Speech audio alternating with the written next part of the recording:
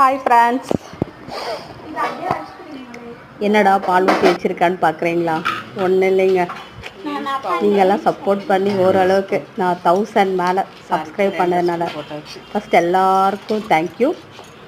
எனக்கு என்னுடைய சேனல் ரொம்ப சப்போர்ட் பண்ணதுக்காக. ஸோ அதனால் ஒரு ஸ்வீட் செலிப்ரேட் பண்ணலான்னு நாங்கள் ஒரு ஸ்வீட் செய்கிறோம். பால்கோவாங்க. ஒன்றும் இல்லைங்க, பால் கொஞ்சம் நல்லா திரிய வச்சுட்டு அந்த பாலில் கொஞ்சம் லெமனை விட்டு திரிய வச்சு எடுத்து அடிச்சிங்க. அந்த பாலை நல்லா பேனில் போட்டு கொதிக்க வைக்கிறேன். சைடில் சின்னதாக ஒரு பாண்டிங்க்கு கார்ன்ஃப்ளவர் மாவு, மில்க் பவுடர், சுகர், லைட்டாக சால்ட், ஃபஸ்ட்டு அதை ஒரு சுற்றி எடுத்துடணுங்க.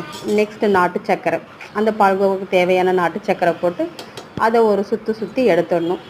நெக்ஸ்ட் அந்த கொதிக்கிற பாலில் நல்லா இந்த பவுடர் மிக்ஸ் பண்ணதை போட்டு கலக்கிட்டே இருக்கணும்.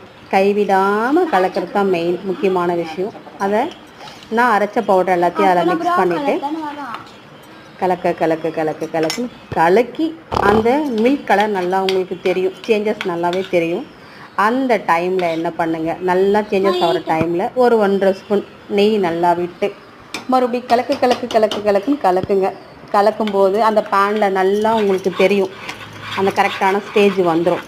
அந்த டைமில் என்ன பண்ணுங்கள், தனியாக அதை ஷிஃப்ட் பண்ணிவிட்டு ஒரு சின்ன குட்டி பேனில் நெய் விற்று நான் வால்நட்டும் பாதாமும் எடுத்திருக்கேன். என் பசங்க அதை சாப்பிடவே மாட்டாங்க. ஸோ அதை எப்படியாச்சும் அவங்களுக்கு திணிக்கணும். அதனால் அது இதுக்குள்ளே போட்டு திணிச்சிடலான்னு சொல்லிவிட்டு குட்டியாக கட் பண்ணி அதை நெய்யில் நல்லா வறுத்து நம்ம ரெடி பண்ணியிருக்கலாம் பால்கோவா, அதில் போட்டு நல்லா கலன்னு கலக்கி ஒரு பவுலில் போட்டு கொடுத்தா சும்மா இருக்கும் பாருங்கள். அந்த டேஸ்ட்டு அவ்வளோ சூப்பராக இருக்கும். நீங்கள் செஞ்சு பாருங்கள். லைக்